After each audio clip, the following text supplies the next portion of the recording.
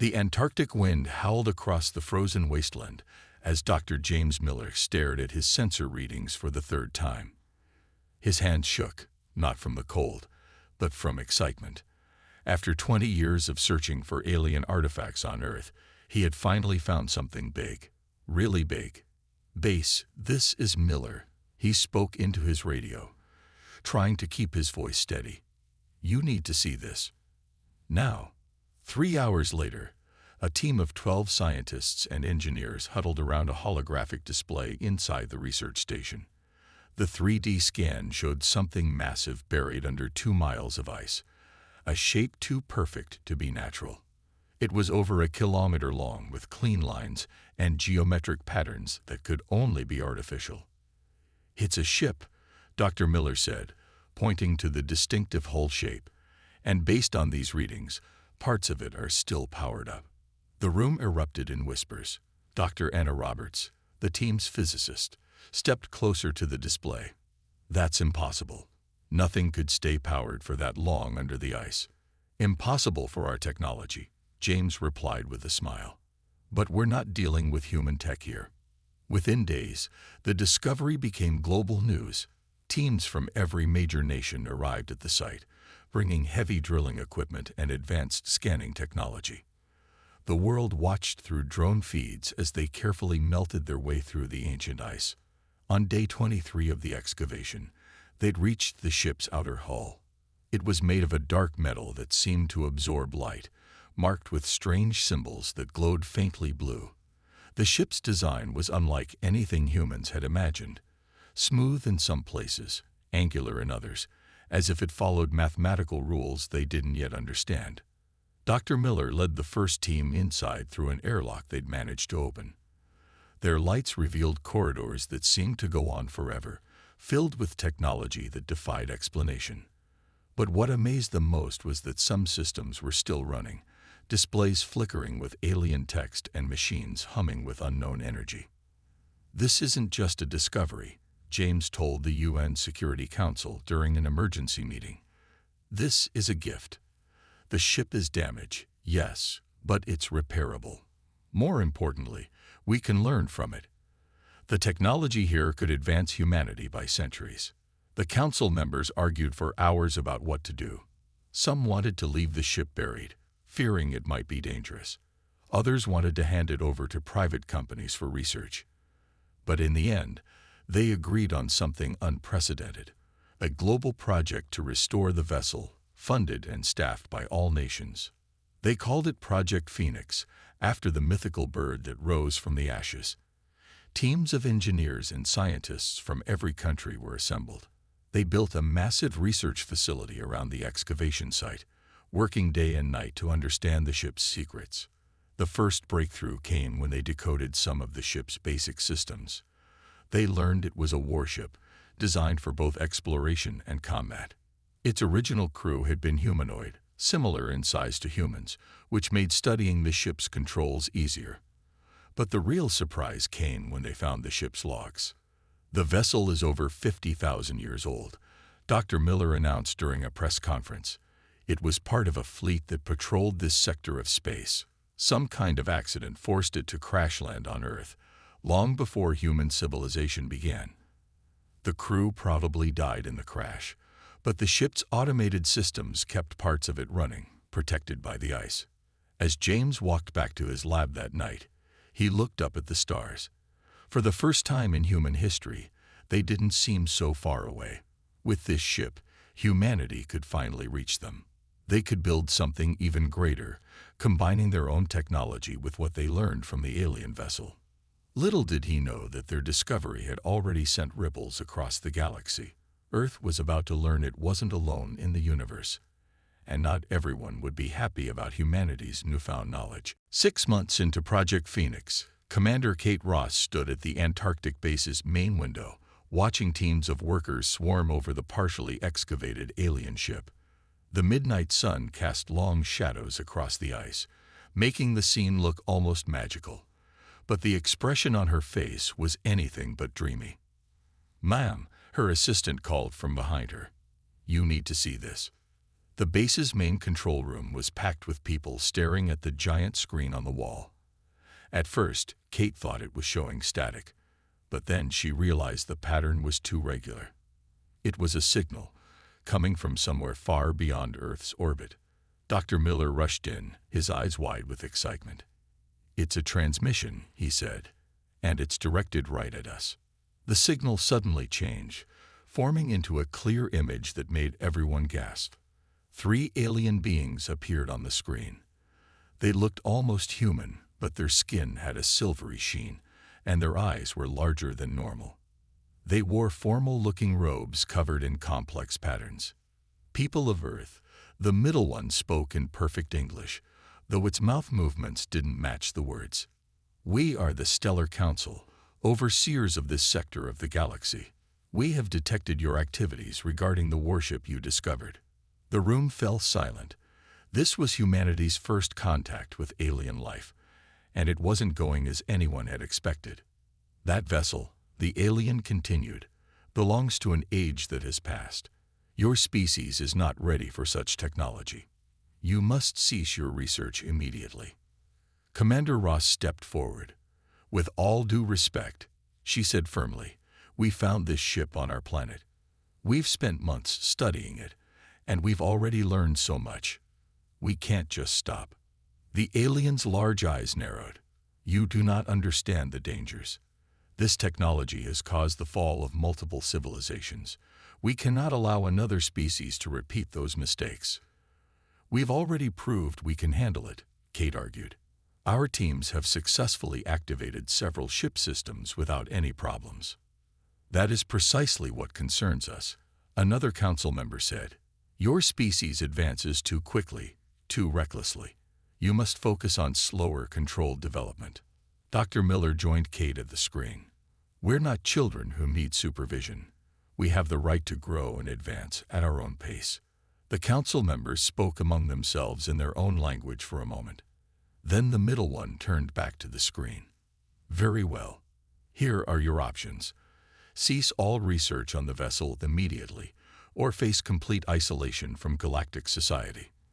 No trade, no cultural exchange, no assistance when you eventually achieve spaceflight. You have 48 hours to decide." The transmission ended, leaving the room in stunned silence. "Well," Kate said, turning to face her team, "I guess we know there's other life out there now."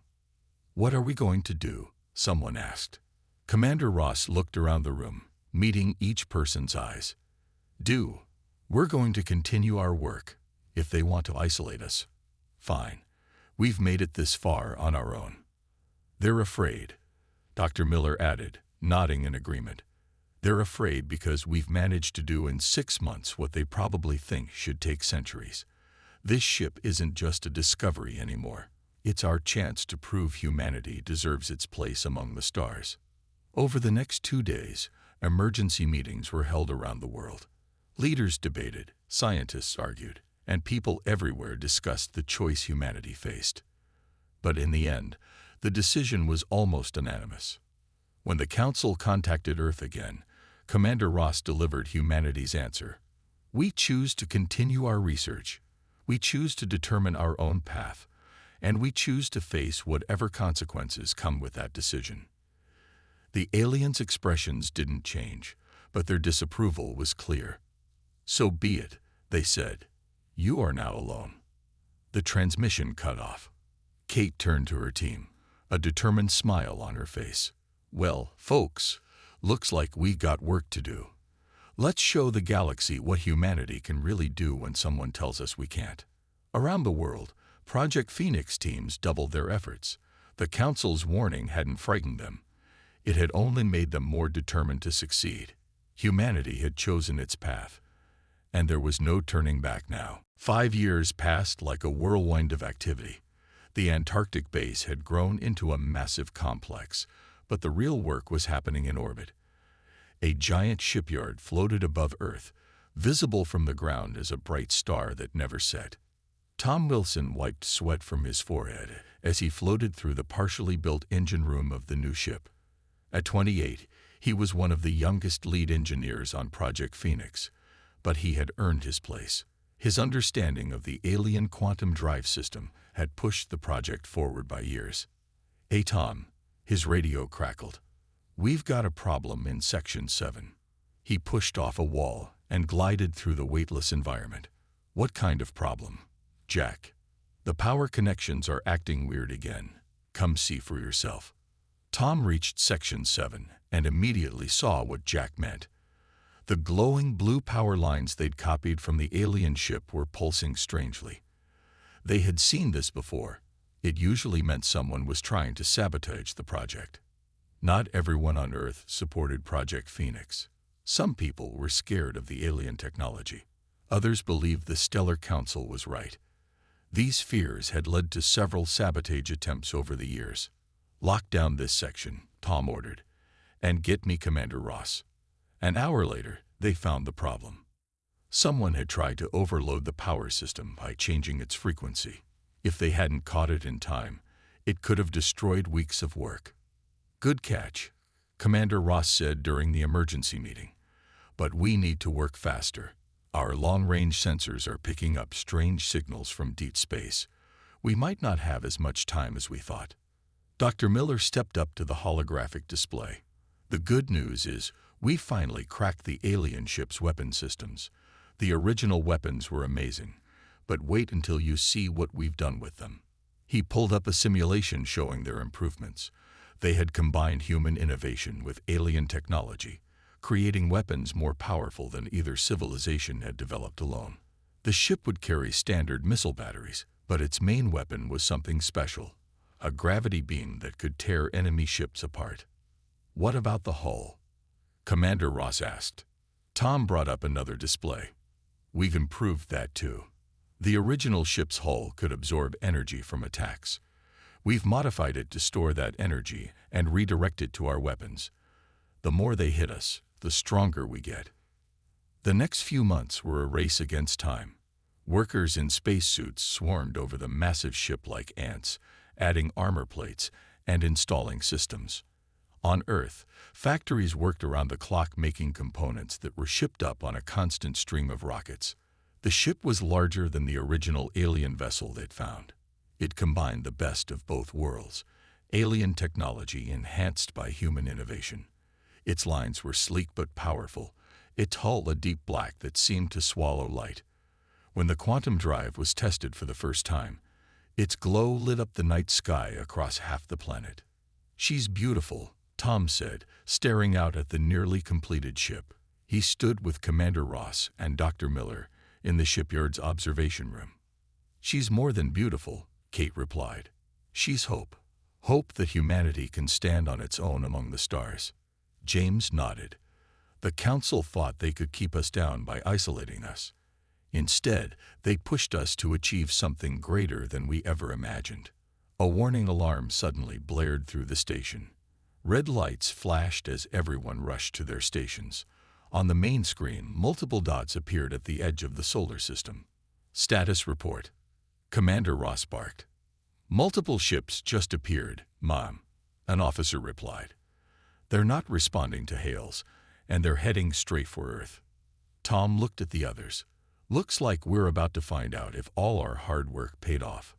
"How long until the ship is ready?" Kate asked. "The main systems are online," Tom said. "We'd be going out without full testing, but she'll fly." "That'll have to be good enough." Commander Ross straightened her uniform.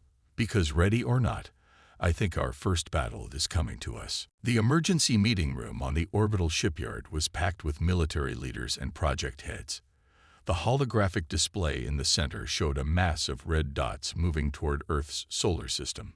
3 days ago, we detected these ships entering our solar system," Commander Ross explained. "Today, we finally got clear scans of them." She pressed a button, and a detailed image appeared above the table. The alien ships were ugly things, looking more like giant metal insects than proper spacecraft. Their hulls were covered in sharp spikes and strange devices that pulsed with sickly green energy. "That's when we received this," she continued, playing the transmission that had arrived an hour ago. The face of a Stellar Council member appeared, looking more worried than superior this time. "People of Earth, The alien said, "We warned you this would happen. The ships approaching your world belong to the harvesters. They destroy any civilization they consider unworthy of joining galactic society. We could have protected you, but you chose isolation. Now you must face them alone. You have 3 months at most before they reach Earth." The room erupted in angry shouts and arguments. Dr. Miller stood up and slammed his hand on the table. "Quiet," he shouted. "This isn't the time for panic." Tom Wilson stepped forward with his tablet. "The ship is 85% complete," he reported. "We can finish the essential systems in 2 months if we work around the clock. But we'll have to skip most of the testing phase." "Do it," Commander Ross ordered. "How many crew members can we support?" 500, Tom replied. "But we'll need at least 1,000 to get her ready in time." "You'll have them," a general promised. "Every nation is sending their best people up here right now." Over the next weeks, Earth changed. Old rivalries were forgotten as humanity united against the common threat. The orbital shipyard blazed with activity 24 hours a day. Supply rockets launched every hour, bringing up materials and crew members. The ship herself was taking final shape. Her hull was complete now, a kilometer of black metal that seemed to drink in the starlight. They named her Phoenix, both for the project and as a symbol of humanity rising to meet this challenge. Tom barely slept, working with his teams to bring the ship's systems online. They had to cut corners and skip safety protocols, but there was no choice. The harvester fleet grew larger on their scans every day. "The quantum drive is stable," he reported during one late-night meeting. "Weapons are at 90% power. Hull plating is complete, but there's a problem with the main computer system." "What kind of problem?" Commander Ross asked. "It's too complex. The alien systems we copied need more processing power than we can provide. At this rate, the ship will be ready, but she'll be slow to respond in combat." Dr. Miller had been quiet, but now he spoke up. "What if we linked it to human brains? The original ship had neural interfaces for its crew. We could modify them, create a system where human intuition works with the alien technology." "That's too dangerous," someone protested. "We haven't tested the neural systems properly." "We're out of options," Kate said firmly. "How long would it take?" 2 weeks to modify the systems, Tom calculated. Another week to train the core crew to use them. "But Commander, using untested neural links in combat could be fatal. And if we don't use them, the harvesters will definitely be fatal." She looked around the room. "I'll test it first. If it works, we'll train others." "Ma'am," Tom started to protest, but Kate cut him off. "This isn't a debate, Mr. Wilson. Earth has 3 weeks before the harvesters arrive. We do whatever it takes to be ready." She stood up. "Now let's get to work. It's going to be a long 3 weeks." As if to emphasize her words, alarms began blaring throughout the station. "Alert! Unknown contacts detected in orbit around Mars. Harvester scout ships confirmed. All personnel to battle stations." The crisis wasn't coming anymore. It was here. Red emergency lights flashed throughout the Phoenix as crew members rushed to their stations. In the Neural Control Center, Commander Ross lay back in the interface chair, trying to stay calm as technicians attached the neural links to her head. "Remember," Tom said, checking the connections one last time, "don't fight the interface. Let it become part of you. The ship wants to help." Kate nodded, then closed her eyes as they activated the system. For a moment, there was pain. Then something wonderful happened. Her mind expanded, connecting with the massive ship. She could feel every part of it, from the quantum drive humming with power to the weapon systems coming online. "Neural interface stable," Tom reported, watching the readings. "How do you feel, Commander?" "I feel amazing," Kate replied. "The ship, she's alive. She wants to protect Earth as much as we do." Alarms blared again. On the main screen, they watched as 3 harvester scout ships appeared near the shipyard. They were smaller than the main fleet vessels, but still dangerous. Their weapons powered up, green energy gathering at their tips. "All hands, battle stations," Kate ordered, her voice echoing through the ship's communications. Through the neural link, she could feel the crew responding, each person becoming part of the Phoenix's living network. "Prepare for emergency launch." "But we haven't tested the main engines," someone protested. "No time like the present," Kate replied. She reached out through the neural interface, touching the ship's systems. The quantum drive responded instantly, power flowing through conduits that glowed with blue light. The massive docking clamps holding the Phoenix released. For a moment, the kilometer-long ship hung in space like a giant black arrow. Then its engines flared to life, painting space with brilliant blue fire. The Harvester scouts opened fire, their green energy beams slicing toward the shipyard. But Kate was already moving the Phoenix. The huge ship responded like a fighter, sliding between the enemy beams with impossible grace. The neural interface let her control it as naturally as her own body. "Weapons online," Tom reported. Through the interface, Kate aimed the ship's main weapon, the gravity beam they'd developed from the alien technology. A pulse of dark energy shot from the Phoenix's bow, catching one of the scout ships. The enemy vessel crumpled like paper, crushed by artificial gravity 1,000 times stronger than Earth's. The other scouts tried to retreat, but the Phoenix was faster. Its secondary weapons opened up, filling space with precisely targeted fire. Within minutes, all 3 enemy ships were destroyed. "Damage report," Kate called out. "Minor hits to the outer hull," Tom replied, checking his screens. But the energy absorption systems worked perfectly. Power reserves are actually higher than before the fight. A cheer went up through the ship, their first battle, and they'd won without a scratch. But Kate knew this was just the beginning. Through the ship's long-range sensors, she could see the main Harvester fleet approaching. Hundreds of ships, all larger than the scouts they'd just defeated. Dr. Miller's voice came over the comm. "Commander, we're picking up transmissions from the Harvesters to their base fleet. They're calling in reinforcements. We have maybe 2 days before they arrive in force." Kate stood from the neural interface chair, her legs shaky but her voice strong. "Send word to Earth. The Phoenix is combat ready. And send a message to every military vessel in the solar system. Anyone who can fight should gather at Mars orbit. That's where we'll make our stand." Through the bridge windows, Earth shone blue and beautiful below them. Kate looked at her crew, seeing the same determination in their eyes that she felt. "The Harvesters thought they were coming to judge humanity," she said. "Instead, they're about to learn what happens when you threaten our home. All stations, prepare for combat jump to Mars. We have a world to defend." The space around Mars lit up like a new sun as the Harvester fleet arrived. Over 300 ships dropped out of faster-than-light travel, their green energy weapons already charging. They formed a massive wall of metal and weapons, stretching across the stars like a dark cloud. Admiral Mark Hunter, newly promoted to lead Earth's combined space forces, stood on the Phoenix's bridge.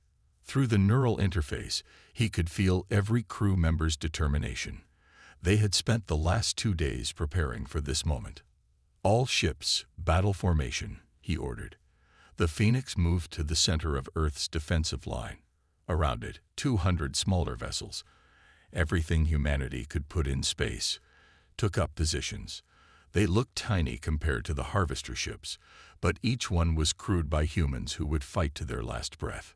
The enemy commander's image appeared on their screen, a creature that looked like a cross between an insect and a machine. Its voice crackled through their speakers in broken English. "Surrender now," it clicked, "and we will make your extinction quick." Mark smiled. "Here's humanity's answer." He closed the channel and reached out through the neural interface. "All ships, open fire." The battle that followed would be remembered for centuries. The Phoenix led the charge, its black hull absorbing enemy fire while its gravity beam tore through Harvester ships. The smaller Earth vessels darted between the massive enemy ships like angry wasps, using tactics no alien had ever seen before. "They're trying to surround us," Tom shouted from his engineering station. "Let them try," Mark replied. Through the neural link, he activated one of their secret weapons. The absorbed energy from enemy attacks suddenly burst out from the Phoenix in a massive wave, overloading the shields of nearby harvester ships. The battle split into chaos. Explosions lit up space as ships from both sides were hit. The Phoenix moved like something alive, spinning and diving through the battlefield. Its main weapon carved paths through the enemy fleet, while its secondary guns provided cover for Earth's smaller ships. "Admiral," Dr. Miller called out, "I'm detecting a power surge in the enemy flagship. They're charging some kind of super weapon." Mark watched through the ship's sensors as the largest harvester vessel began to glow with sickly green light. They couldn't let that weapon fire. It looked powerful enough to destroy half their fleet. "All power to engines," he ordered.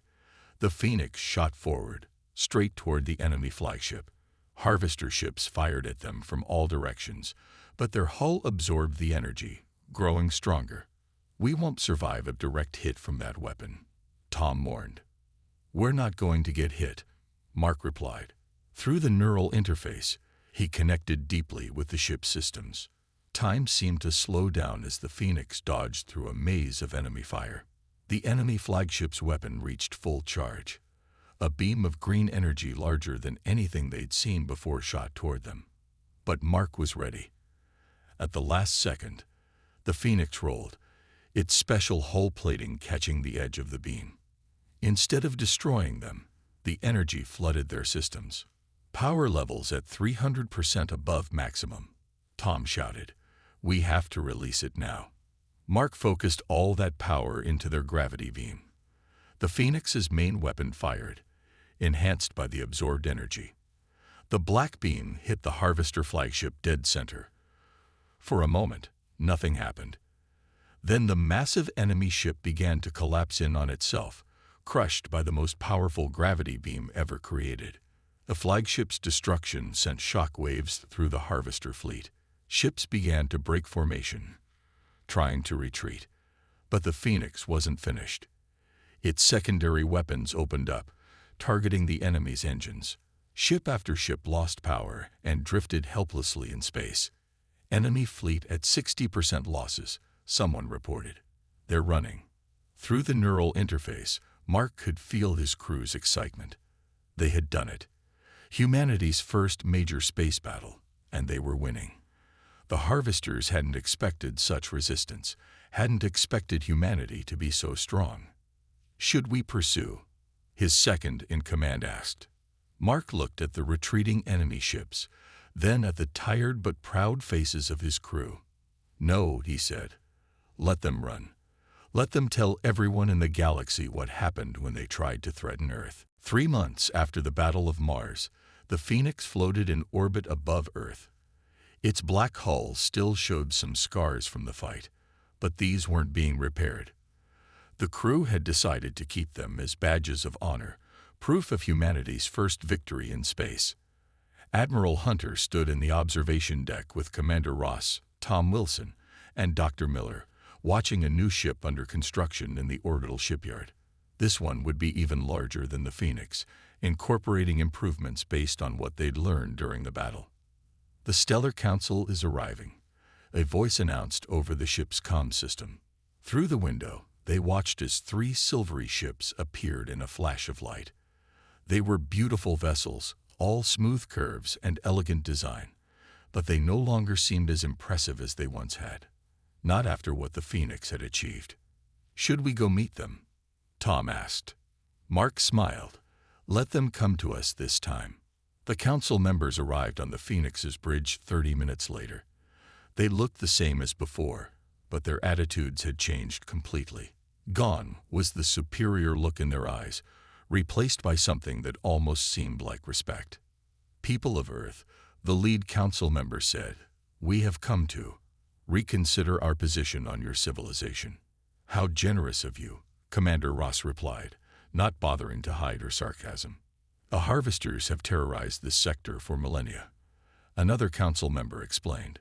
"No single species has ever defeated them in open battle. Yet you not only survived their attack, You drove them away with remarkable losses to their fleet. We're offering you full membership in the Stellar Council, the third alien said. With your aggressive spirit and innovative thinking, you could help protect many worlds.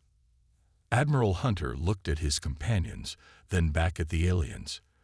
Thank you for the offer, he said politely, but no. The council members blinked their large eyes in surprise.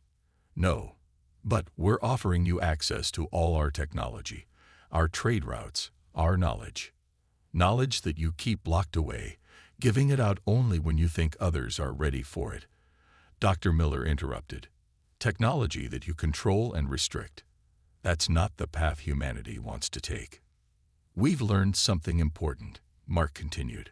We learned that humanity is strongest when we face challenges on our own terms, when we innovate, adapt, and overcome. He gestured to the new ship under construction. We're building our own fleet now, not to conquer or control, but to explore and protect. Earth will be happy to have peaceful relations with the Council, but as equals, not as students needing guidance. Through the windows, they could see more construction happening in orbit.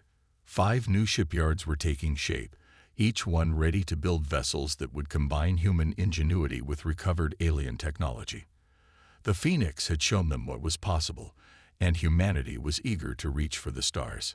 There's a whole galaxy out there, Tom said, and we want to discover it for ourselves, learn its lessons our own way. And if the harvesters return? One of the council members asked. Commander Ross smiled. Then they'll find we're even stronger than before. The Phoenix isn't just a ship. She's a symbol of what humanity can achieve when we work together. Every new vessel we build carries that spirit. The council members looked at each other, then bowed slightly. Perhaps, the lead alien said, we are the ones who still have much to learn. We look forward to seeing what path humanity chooses. After the aliens left, the 4 friends stood together on the observation deck again. Below them, Earth shone blue and peaceful. Above, the stars beckoned with endless possibilities. So, Admiral Hunter said, who's ready to see what's out there? The Phoenix's engines glowed blue in response, eager for its next adventure. Humanity had taken its first steps into a larger universe. They had faced their trial by fire and emerged stronger. And this was just the beginning. The stars were waiting, and Earth's first Stardestroyer was ready to show the galaxy what humanity could really do.